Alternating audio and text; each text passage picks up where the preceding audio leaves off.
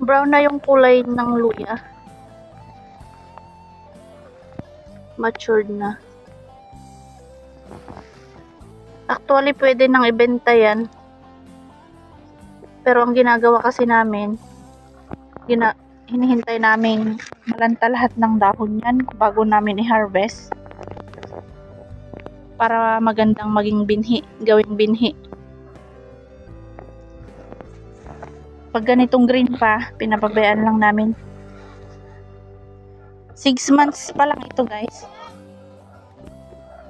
Pero ganito na yung ano niya. Gadang kung tawagin sa amin. Yan.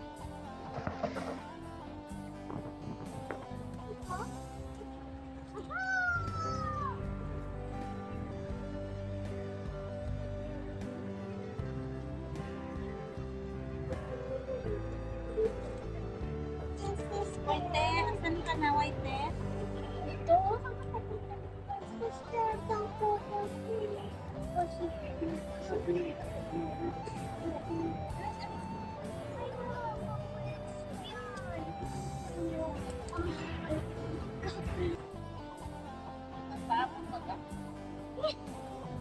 Oh, nakita ko may lapis.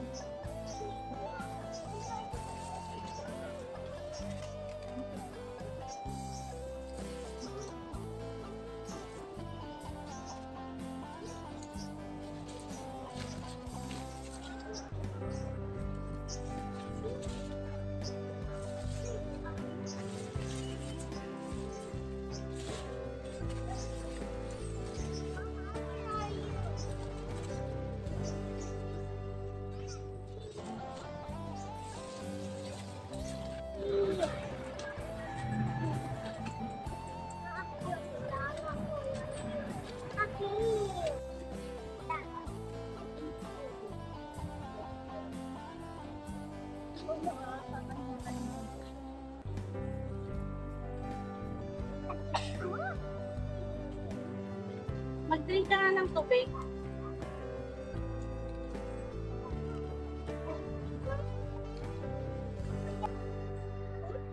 Nandito na naman tayo sa may taas.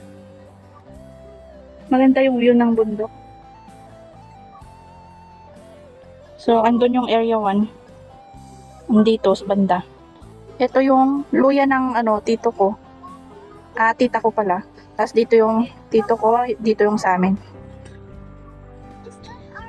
Nandun yung luya sa area 2. Ito naman yung sa area 1.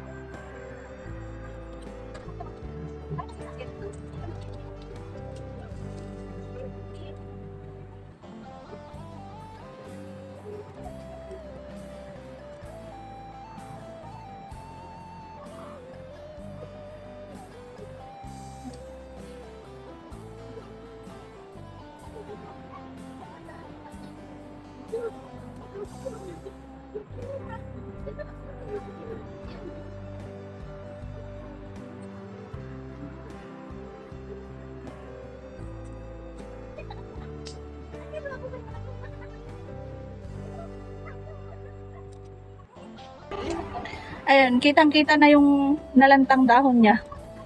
Pag nawala na yung mga yan, yun pwede na nating i-harvest yan. I-harvest na natin kapag nag-brown na lahat siya. Pero pag natanggal yung mga yan, nalanta, mga dahon ng luya, doon na namin hina-harvest.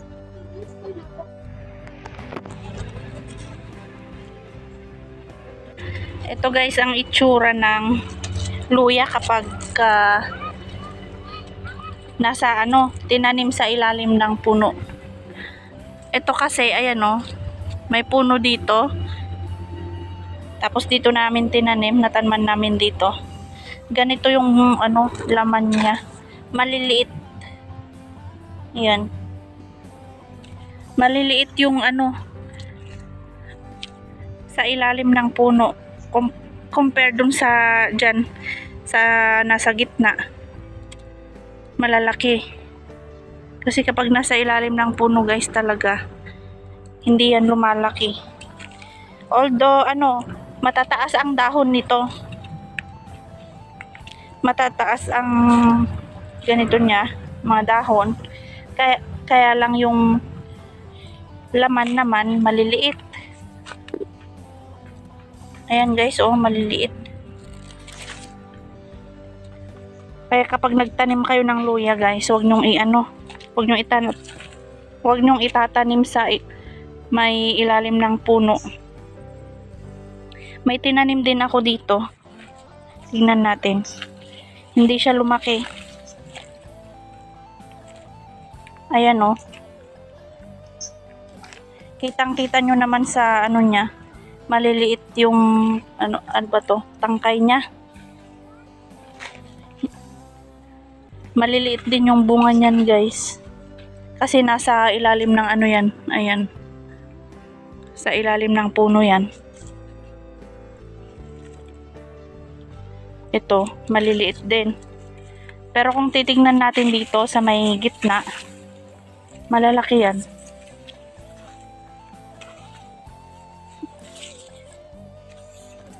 Ayan. Malalaki dito banda.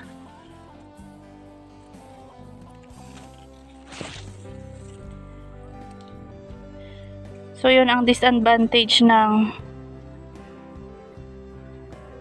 nasa ilalim ng puno.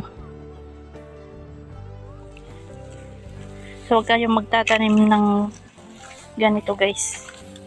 Nasa malilim. Kasi hindi yan lalaki. Katulad nito.